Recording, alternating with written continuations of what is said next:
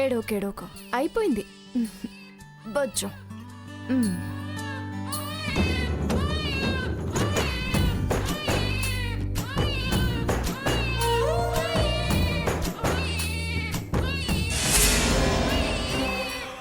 ఏయ్ స్వర్ణ, ఏంటి అలా లాగేస్తున్నావు?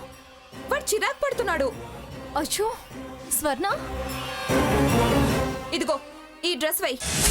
అమ్మమ్మ గారు ఇదేనా అంటారే? అంటే నేను సమాధానం చెప్తానులే గాని నువ్వెయ్. ఖచ్చితంగా ఇది పంచాయతీకి దారి తీస్తుందే. గుచ్చుకొని ఏడుస్తుంటే పంచాయతీ అని అలాగే ఏడవనివ్వాలా? ఏం కాదు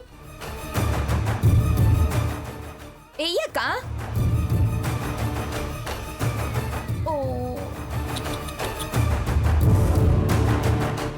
అయ్యో, అక్కడికి వెళ్ళగానే చూడు, నేను తెచ్చిన డ్రెస్ లో వీడు మహారాజులాగా దగదగా మెరిసిపోతున్నాడని తెగ ఇదవుతుంది. వాడికి ఆకలేస్తుందేమో స్వర్ణ, పాలు తాగించు. ఇప్పుడే తాగాడు కదక్క. ఇది ఆకలి కాదు, ఈ జెరీలవి గుచ్చుకుంటున్నాయి కదా, అందుకే ఏడుస్తున్నాడు.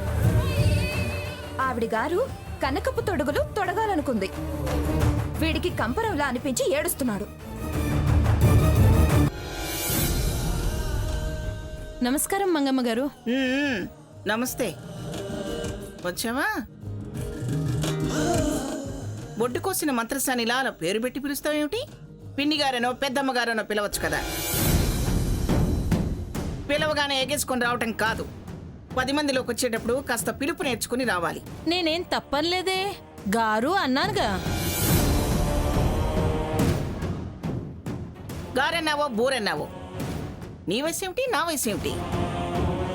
అలా పేరుకి గార్లు పెట్టగానే సరిపోయిందా? ఎవరికైనా నా గురించి చెప్పేటప్పుడు అలా చెప్పాలి. నేను ఎదురుగా ఉన్నప్పుడు ఆ పిలుపేమిటి? పద్ధతిగా లేదు. ఇలా ఊసూసి తప్పులు పడితే ఎలా? తప్పు చేసి తప్పు పడతారంటావేమిటే? పోయి అమ్మోలించబా. అమ్మా, పిల్లవాడిని తీసుకొస్తే మనం పూజ మొదలు పెట్టవచ్చు. మంగా, ఆవిడతో మాట్లాపి పంతులు గారు చెప్పేది కాస్త విను. వచ్చారుగా, ఏమే ఎంతసేపు ఏం చేస్తున్నారు? పిల్లాడు ఏడిస్తే పాలు పట్టించాము అమ్మమ్మ గారు. సరే సరే పదండమ్మా. పంతులు గారు మీరు మొదలు పెట్టండి. అమ్మా, పిల్లాడినిచ్చి మీరు దీపారాధన చేయండి. పంతులు గారు ఏమన్నారు? మీరు పిల్లాడిని వారికి ఇచ్చి దీపారాధన చేయండి అంటున్నాను. అయ్యా జగన్నాథం గారు, మీరు మంగమ్మ గారు వచ్చి పీటల మీద కూర్చోవాలి. ఏంటి, పిల్లాన్ని మీకివ్వడం ఏంటి? వాళ్ళు పీటల మీద కూర్చోవడం ఏంటి?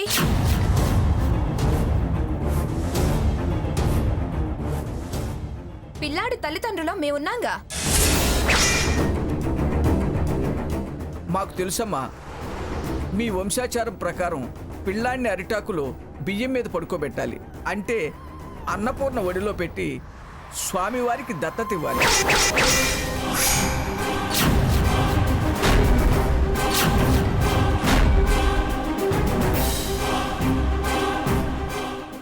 ఆ తరువాత అతన్ని వంశంలో ఉన్న పెద్ద దంపతులకు అప్పగించాలి. పిదప మీ ఒడిలోకి వస్తాడు. ఇది పిఠాపురం వారి వంశాచారం. అలా చేస్తే పిల్లాడు పూర్ణాయుషుడవుతాడు, అష్టైశ్వర్యాలతో తులదూగుతాడు. అష్టైశ్వర్యాలతో తులతూగుతాడా? అమ్మకు కాకుండా ముత్తవ్వకు సొంతమవుతాడా? ఇది వంశాచారమా? ఈ మంగమ్మ గారి రహస్య ఉపదేశమా? స్వర్ణ, ఏమిటే వాగుతున్నావు? రహస్య ఉపదేశం ఏమిటే?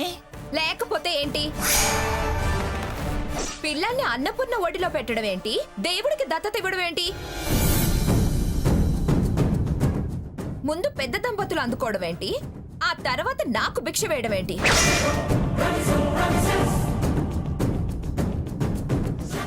ఏంటి తతంగం అంతా? బంగారపు తొడుగులు, భగవంతుని పేరు చెప్పి వీణ్ణి మీ ఒళ్ళోకి చేర్చుకోవాలనే ఎత్తు కాకపోతే నా కొడుకుని మీరు నాకు భిక్ష వేయడమేంటి